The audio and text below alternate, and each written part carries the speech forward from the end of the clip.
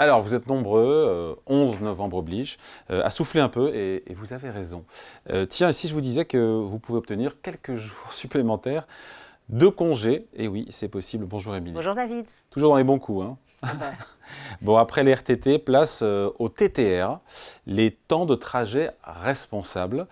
Expliquez-nous ce que c'est au juste et surtout, Fafio, comment est-ce qu'on les obtient, quoi? Alors, il faut le préciser d'emblée, David, ces TTR ne sont pas la norme. Toutes les entreprises ne le proposent pas, en tout cas pas pour l'instant. Mais certaines entreprises montrent l'exemple. Alors, c'est le cas de la société Ubique, qui est une filiale de Nexity et qui a été la première à se lancer en 2023. Alors, le principe, il est simple.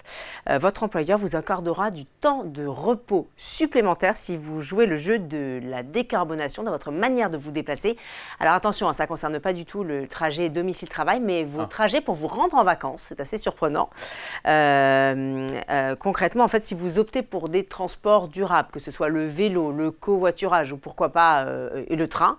Le vélo, c'est plutôt pour les courageux, hein, mais bon, voilà, surtout le train et le covoiturage. Votre employeur vous dédommagera, parce qu'il faut bien le préciser, le train prend quand même plus de temps que l'avion.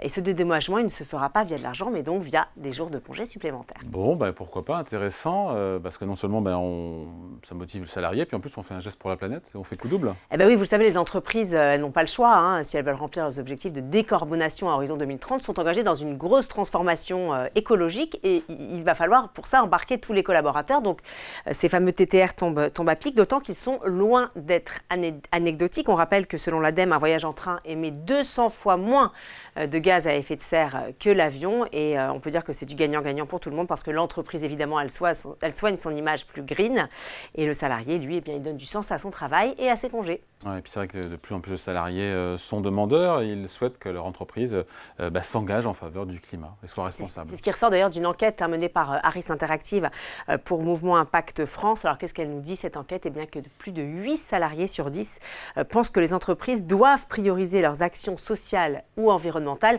D'ailleurs cette idée des temps de trajet responsables, elle nous vient des salariés eux-mêmes et plus précisément des salariés d'Ubique, la fameuse entreprise pionnière dont je vous parlais tout à l'heure. L'idée elle a germé lors d'un atelier de réflexion et depuis tout est allé très vite. D'ailleurs la DRH a été surprise par l'engouement rapide des salariés. Aujourd'hui, la moitié d'entre eux jouent le jeu de ces fameux TTR, ce qui correspond à plusieurs milliers de collaborateurs. Bon, et j'imagine qu'ils sont heureux ces salariés. D'ailleurs, ils ont droit à combien de jours? Il y a combien de jours de TTR? Ça fonctionne comment? Alors, on ne va pas se mentir, c'est pas Byzance. Ubique accorde à ses salariés 2 jours de TTR par an qui sont fractionnables en demi-journée. Bon, vous allez me dire, c'est toujours ça de prix. Et puis pour en bénéficier, le salarié doit évidemment fournir une preuve de son trajet via des factures ou des justificatifs de paiement. Le voyage, lui, doit durer au moins 6 heures. Bon, à part Ubique, c'est bien des pionniers. Est-ce qu'il y a d'autres entreprises qui jouent le jeu? Est-ce qu'on peut imaginer effectivement, qu'il y ait une forme de généralisation? Alors, généralisation, on n'en est pas encore là, mais d'autres entreprises depuis 2023 se sont lancées sur le modèle d'Ubique. Alors, on peut citer Home Exchange, vous savez, c'est la plateforme d'échange de maisons. Vous avez également Vendredi, qui est une start-up spécialisée en faveur des démarches RSE des entreprises, ou encore la Fresque du Climat, donc des entreprises qui ont quand même une connotation très sociale et environnementale, mais pas que, parce que d'autres sont potentiellement intéressés, pourraient se lancer, comme Atos ou RIVP, qui est la régie immobilière de la ville de Paris. De quoi peut-être suivre l'exemple de la Grande-Bretagne, qui elle fait figure de précurseur en la matière, via un programme appelé Climate Perks, qui a été initié par une fondation, la fondation Tenten, qui est engagée dans ces fameux TTR. Aujourd'hui, 128 entreprises ou organisations jouent le jeu de ces temps de trajet responsables. On peut citer des cabinets d'avocats, des cabinets d'architectes, des groupes de conseil, des organisations gouvernementales ou encore des ONG. Et ça risque bien de faire boule de neige, David, car depuis 1 an, on a enregistré une hausse des entreprises signataires de 50%, ce qui est quand même loin d'être négligeable.